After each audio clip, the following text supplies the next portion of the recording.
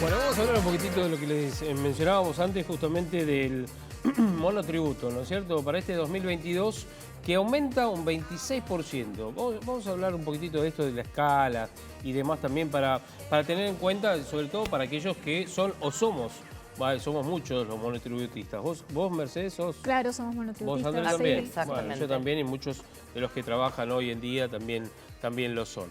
¿Sí? Por eso estamos en comunicación con Franco Rossi, que es tributarista, y vamos a hablar con él. Hola Franco, ¿cómo estás? Buenas tardes.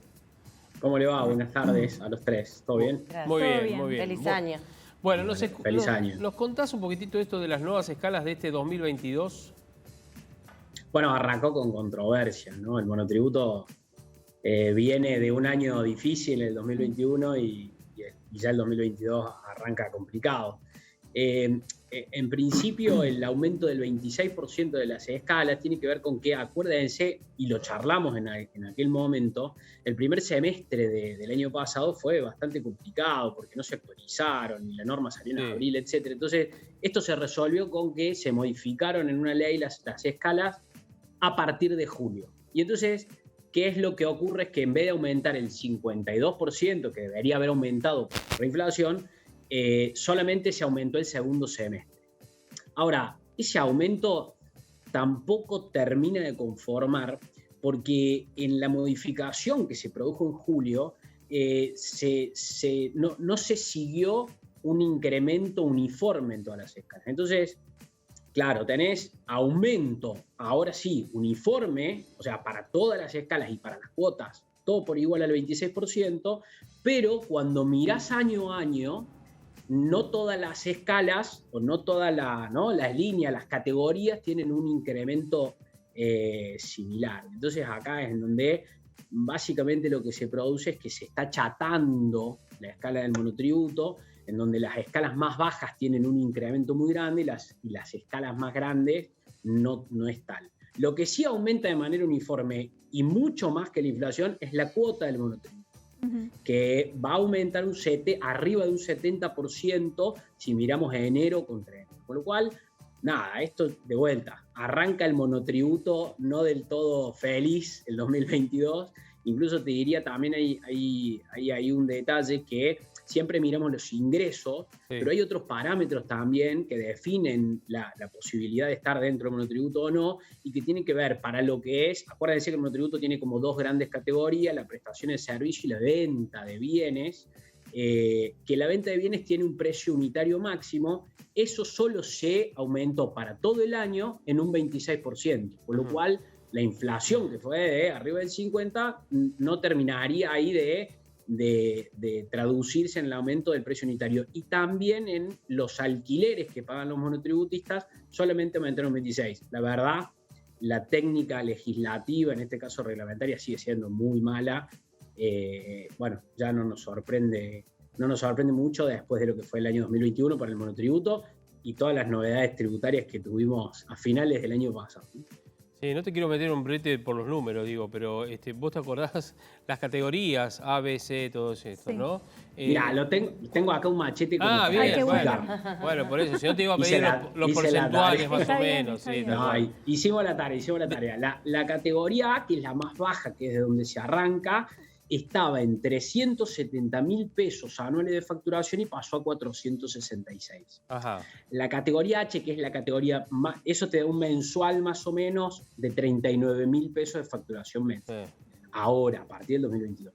La categoría H, que es la categoría más alta de prestaciones de servicio, pasó de 2.600.000 en el 2021 a 3.200.000, más o menos 270, te estoy redondeando los números porque es con coma, pero te da 273.000 pesos de facturación mensual. Y para la categoría más alta, que es bienes, venta de bienes, pasó de 3.700.000 a 4.600.000. O sea, eso de vuelta, completo todo el año, te da incrementos dispares. Es algo novedoso porque siempre de la categoría A hasta la última categoría se aumentaba de la misma manera. Ahora tenemos incrementos raros justo por esto que se dio, como te decía, en julio. Pero, digo, el aumento de la cuota, que es un dato también que interesa, la categoría A pasó la cuota completa, integrado lo que es aporte de obras sociales, el CIPA y qué sé yo, el impuesto integrado completo pasó en la categoría A de 2.650 más o menos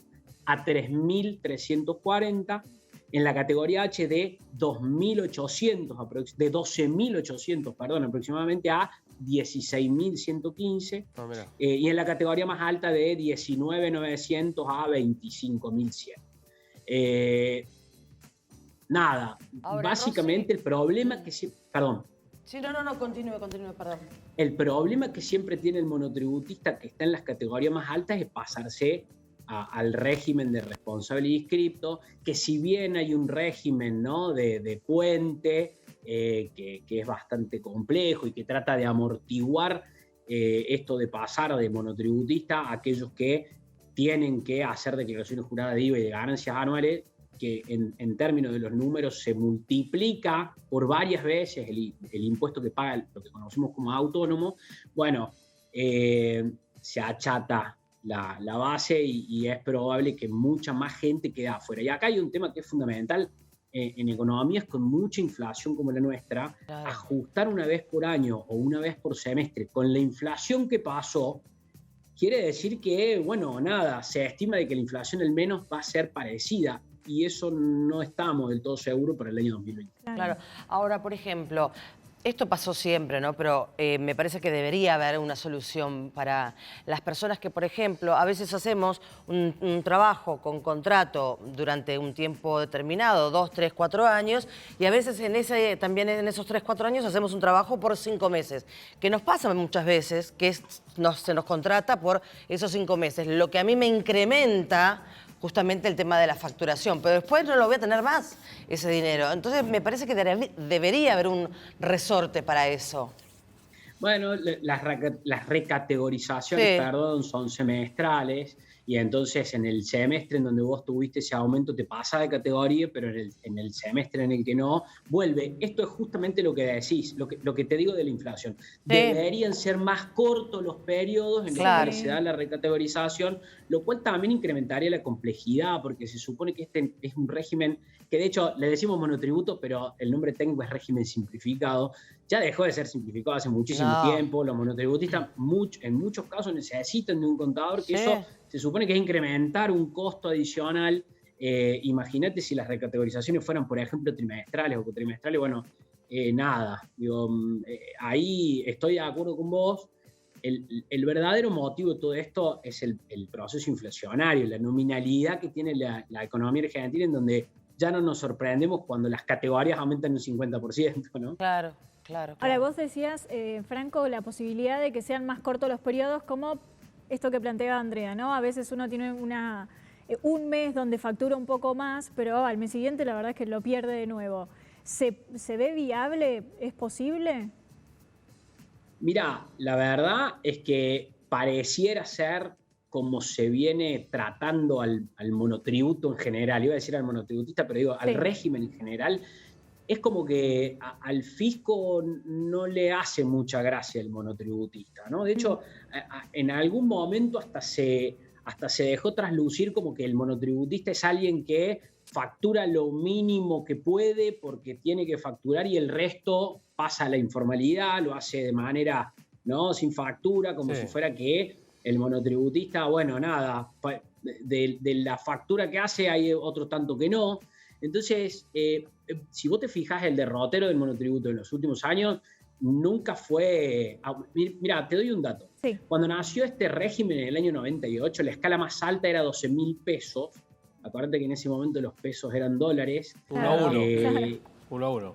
No, debería ser muchísimo más alto en pesos, la categoría más alta. Quiere decir que debería haber muchos más monotributistas que no estén en el régimen general, o sea, que se pasaron para el otro lado, y sin embargo, cada vez el universo, que son muchos, ¿no? En términos estadísticos, la AFIP informa que son arriba de 4 millones de personas que están dentro de este régimen, pero no pareciera que esto viene en una línea de intentar que el régimen sea lo más amplio, lo más sencillo, y en donde se prevean todo este tipo de situaciones que se dan en la práctica, sino al contrario, ¿no?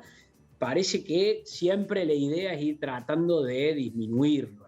Sí, es ¿Qué hay cierto. de eso que se mencionaba respecto de meses de gracia para aquellos que son responsables, aquellos que han cumplido siempre con su responsabilidad? No, eso es un régimen que existe. Ahora tenemos que ver cuándo conviene aplicar para el régimen del contribuyente cumplidor, por Sí. decirlo, de alguna manera, y es para aquellos que cumplen con todas las cuotas en tiempo y forma. En general siempre se recomienda ponerlo en débito automático, si es que, ¿no? Que Sí. para no olvidarse, porque hay que no hay solamente pagar, sino no retrasarse. Sí. Y entonces ahí se dan una cantidad de cuotas de beneficio de devolución que está bien, es un premio para el que paga en tiempo y forma, que viene desde hace un par de años. Bien. Franco, gracias por esta charla. Seguramente No, por favor. volveremos a hablar, esperemos que no, de otras cosas quiero decir, pero porque, De claro, los cuando hablas con un impuestos de monotributista, cada día. con un tributista es porque te vuelven a poner un nuevo impuesto, cuando no entendés algo, ¿no es Sí. cierto? Las últimas 2 semanas del año pasado fueron bastante moviditas, con bienes Claro. personales, consenso fiscal. Sí. Así que, digo, consenso fiscal la gente lo conoce como aumento de ingresos brutos de las provincias, impuesto a la herencia. Bueno, Sí. las novedades fiscales no son buenas. Nunca son En Deberíamos el- estar hablando de baja de impuestos. Nunca, es raro hablar de baja de impuestos en este país, pero ¿Quién bueno. fue el creador Algún en día el va a llegar, algún día va a 98 llegar. de este sistema? ¿En el 91? ¿Ah? ¿Quién fue el creador de este sistema en el año 98? No recuerdo yo, perdón. Bueno, de la Rúa arrancó en el año 99, fue Sí, la era elección. Menem. O sea que estamos hablando del último gobierno de Menem, ¿no? Ah. ¿Qué estaba? No, Caballo no Habría que estaba en repasar ese. quién. Caballo no No, estaba en a- ese momento del Ministerio de Economía y tenemos que hablar en realidad, yo no recuerdo si no era Coco DGI Fernández. en ese momento todavía. Yo era muy chico. Sí, por eso. Bueno, ¿no? bueno. Ajá. Sí, por eso. Voy a No, googlear. Está bien. Todos Hay que somos- googlear. No, hay que yo googlear. para no recuerdo poner- quién era el para administrador. ponerle nombre y apellido y siempre acordarme de él y Bueno, bla. Menem lo hizo. Menem lo hizo. Ahí está. Esto Menem lo hizo, tal cual. Bueno, Chicos, Franco, gracias a abrazo ustedes. grande, gracias. Saludos. Que tengas estén buen muy bien. año. Que tengas buen año. Igualmente. Bueno.